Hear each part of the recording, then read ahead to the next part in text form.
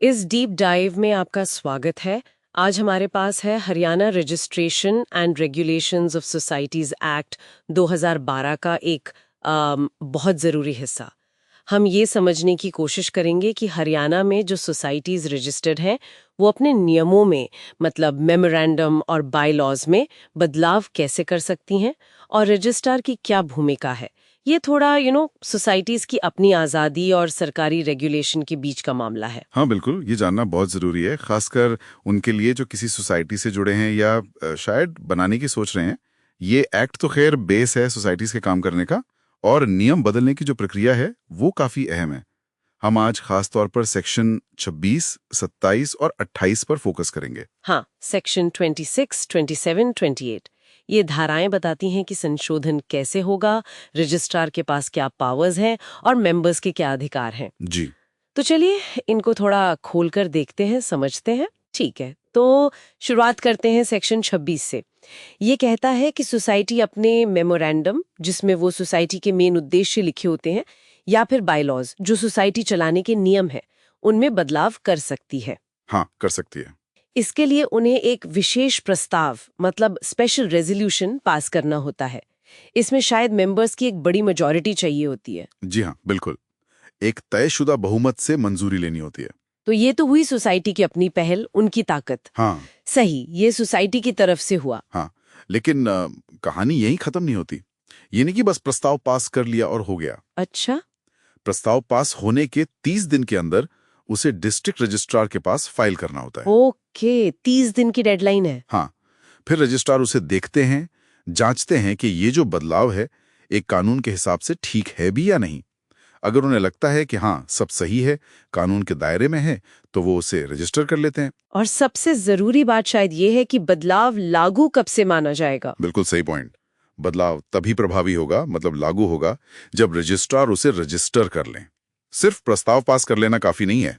मतलब रजिस्ट्रार का अप्रूवल जरूरी है, वो एक तरह से गेटकीपर है। एक तरह से हाँ। लेकिन क्या हो अगर रजिस्ट्रार मना कर दे, कहे कि ये बदलाव ठीक नहीं है, या मान लीजिए कोई जवाब ही ना दे 60 दिन तक। हाँ, ये भी सिचुएशन आ सकती है। एक्ट में इसका भी प्रावधान है। अगर रजिस्ट्रार मना करते हैं तो उन्हें 60 दिनों के अंदर लिखित में कारण बताना होगा कि क्यों मना कर रहे हैं। ओके, कारण बताना जरूरी है। जी। और अगर वो 60 दिन में ना तो रजिस्टर करते हैं, ना ही मना करने का कारण बताते हैं, तो वो संशोधन अपने आप रजिस्टर मान लिया जाएगा।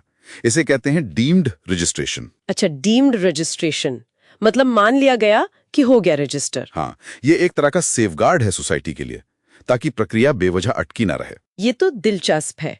ये हुई सोसाइटी की पहल और रजिस्ट्रार का चेक। लेकिन फिर आता है सेक्शन 27, जो मुझे लगता है तस्वीर का दूसरा पहलू दिखाता है। हाँ, सेक्शन 27 काफी अलग है। ये तो रजिस्ट्रार को सीधी पावर देता है। अगर रजिस्ट्रार को लगता है कि सोसाइटी के नियम मतलब मेमोरेंडम या बायलॉज कानून के हिसाब से सही नहीं है, तो वो खुद सोसाइटी को उन्हें बदलने का निर्देश दे सकते हैं। जी हाँ, ये रजिस्ट्रार की रेगुलेटरी पावर को दिखाता है।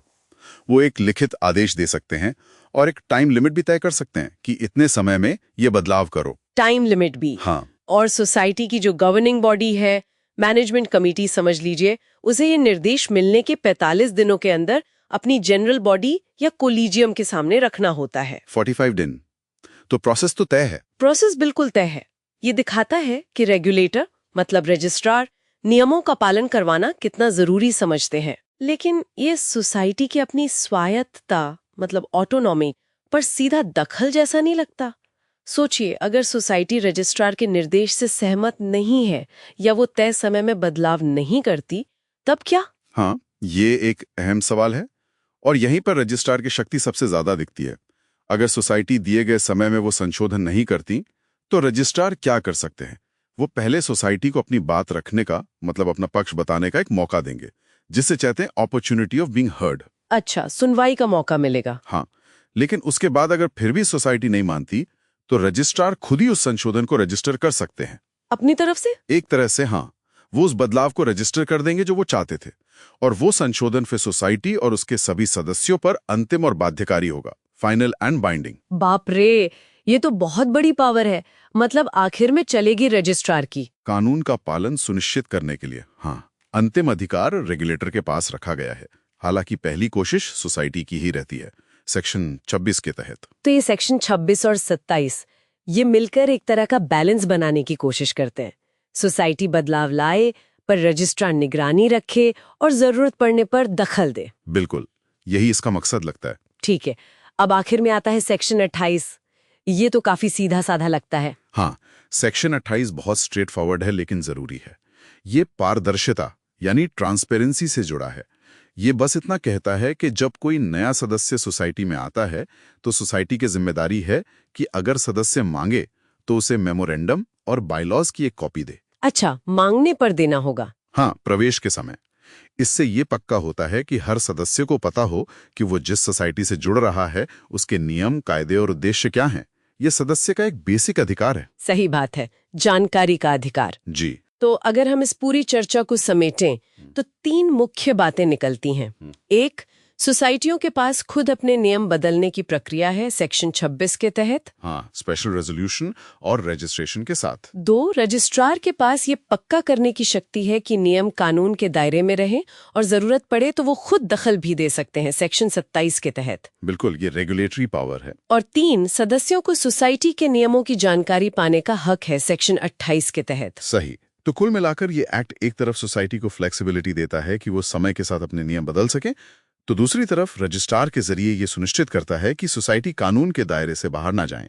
एक शक्ति संतुलन बनाने की कोशिश है। हाँ, ये नियम प्रक्रियाओं को काफी हद तक स्पष्ट तो करते हैं, पर मेरे मन में एक सवाल आता है।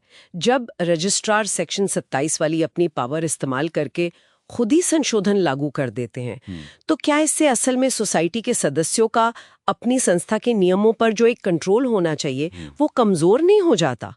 मतलब ये जो कागज पर संतुलन दिखता है स्वायत्ता और रेगुलेशन के बीच, जमीन पर ये कैसे काम करता होगा, ये सोचने वाली बात है। हाँ, ये बिल्कुल सोचने वाली बात है।